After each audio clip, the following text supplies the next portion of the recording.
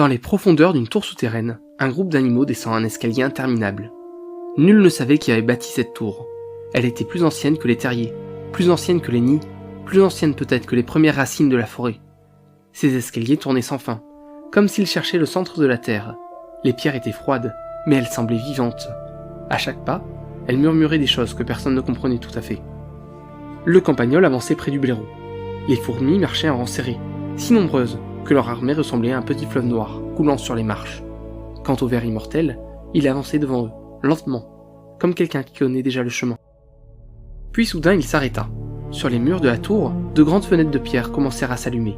Elles ne donnaient pas sur le dehors, elles ne montraient ni le ciel, ni la lune, ni la forêt. Elles montraient des souvenirs. Le ver immortel leva la tête. Son visage n'avait plus rien de malicieux.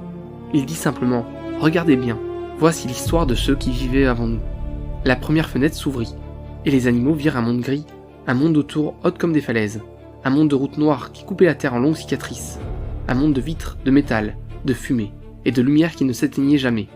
Là vivaient les hommes. Ils étaient debout sur deux jambes. Ils avaient les mains habiles, des petits yeux curieux, et dans leur poitrine brûlait une flamme étrange. Cette flamme pouvait créer des merveilles. Avec elle, ils avaient inventé des maisons, des chansons, des outils, des livres et des ponts. Ils savaient soigner, bâtir, transmettre et se souvenir. Mais cette flamme pouvait aussi devenir faim. Une faim de posséder, une faim d'aller plus loin, une faim de tenir le monde dans ses mains. Le campagnol regardait les immenses villes du souvenir. Mais où sont les arbres demanda-t-il. Personne ne répondit, car dans ce souvenir, les arbres étaient déjà loin. La deuxième fenêtre s'alluma. On y vit une forêt ancienne. Les oiseaux chantaient dans les branches, les renards glissaient dans les fougères, et des blaireaux creusaient sous les racines. Puis les machines arrivèrent. Elles n'avaient pas d'yeux, elles n'avaient pas de cœur, et pourtant elles avançaient, lourdes et patientes, comme si rien ne pouvait les arrêter. Les arbres tombèrent, un à un, puis par dizaines, puis par centaines. Les nids se brisèrent, les terriers s'effondrèrent, les traces disparurent sous la poussière. Les animaux fuirent, certains trouvèrent un abri, d'autres non. Le blaireau serra ses griffes. Les fourmis d'habitude si rapides à parler entre elles restèrent silencieuses. Même les plus petites comprirent que certaines douleurs sont trop grandes pour être commentées. La troisième fenêtre apparut. La ville grandissait, encore et encore. Là où poussaient les herbes, il y avait des routes. Là où passaient les cerfs, il y avait des murs. Là où les grenouilles chantaient, il y avait des pierres sèches. Les hommes voulaient plus de place, plus de pierres, plus de métal, plus de bruit et plus de vitesse. Ils avaient appris à mesurer la terre, mais ils oubliaient de l'écouter. Ils savaient compter les arbres abattus, mais ils ne savaient plus entendre la forêt qui se taisait. Le campagnol murmura. Il ne voyait pas les animaux ? Le ver immortel répondit. Peut-être qu'il les voyait, mais voir ne suffit pas toujours. Il arrive qu'un être regarde une chose vivante et n'y voit qu'un obstacle. Le campagnol ne répondit pas. Il regardait ses petites pattes, et la tour sembla descendre encore plus profondément. La quatrième fenêtre s'ouvrit. Cette fois, le ciel était blanc.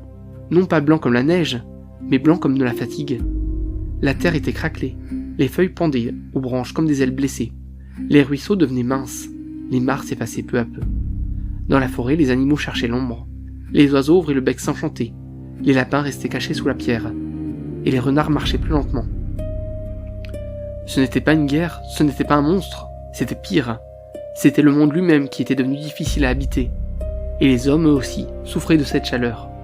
Mais beaucoup continuaient de courir, de creuser, de brûler, de construire, comme si le monde pouvait toujours attendre. Le ver immortel parla d'une voix basse. La sagesse commence souvent par une chose simple, comprendre qu'une maison n'est pas infinie. Le campagnol leva les yeux. Leur maison, c'était la terre ? Oui, répondit le ver, mais beaucoup l'avaient prise pour un coffre. Alors la fenêtre s'assombrit. La suivante s'alluma presque aussitôt. On y vit une ville vide. Il n'y eut ni explosion, ni grand cri, ni ciel déchiré. Seulement des rues sans pas, des portes ouvertes, des machines mobiles, des chaises abandonnées près des tables. Le vent passa, doucement. Il souleva un peu de poussière. Une balançoire bougea toute seule dans une cour. Un panneau grinça, et personne ne répondit. Le grand silence était arrivé. Il n'était pas venu comme une tempête, il n'était pas venu comme une bataille, il était venu comme une absence. Un matin, les hommes n'étaient plus là, et le monde continua, mais autrement. Les fourmis se rapprochèrent les unes des autres, effrayées. Une autre fenêtre s'ouvrit. Elle montra une ferme. Au début, tout semblait paisible.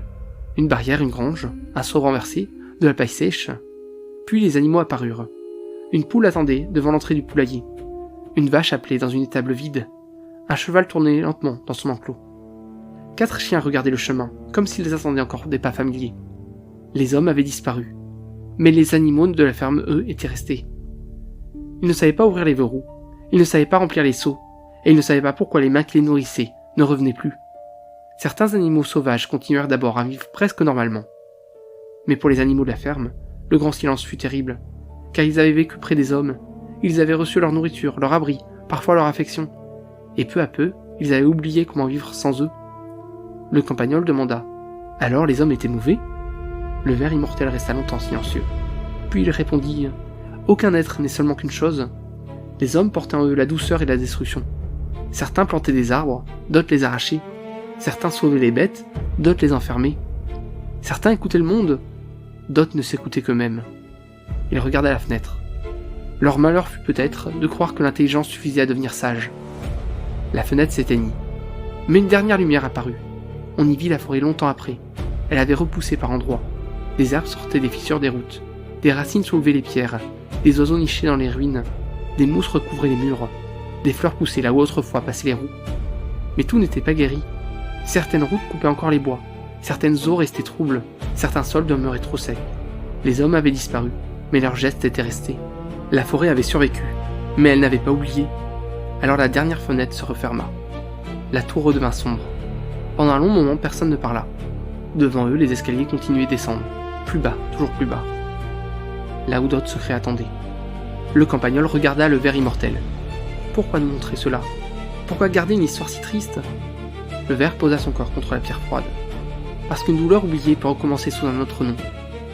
Le blaireau releva la tête. Cette tour garde l'histoire des hommes? Le ver immortel secoua lentement la tête. Non, elle garde l'histoire de notre forêt. Les hommes n'en sont qu'un chapitre. Un chapitre immense, terrible. Parfois lumineux, mais un chapitre seulement. Il tourna son regard vers les marches. La forêt n'a pas gardé cette mémoire pour haïr. Elle l'a gardée pour comprendre. Le campagnol serra un peu sa cape rouge. Et qu'est-ce qu'il faut comprendre? Le ver répondit qu'un monde ne se possède pas, qu'une terre ne se domine pas longtemps, sans se venger en silence, que les plus grands peuvent tomber s'ils oublient les plus petits, et que celui qui coupe toutes ses racines finit toujours par ne plus savoir où poser ses pas. Les fourmis ne bougèrent plus. Alors, tout en bas de la tour, quelque chose se mit à battre, lentement, profondément, comme un cœur ancien.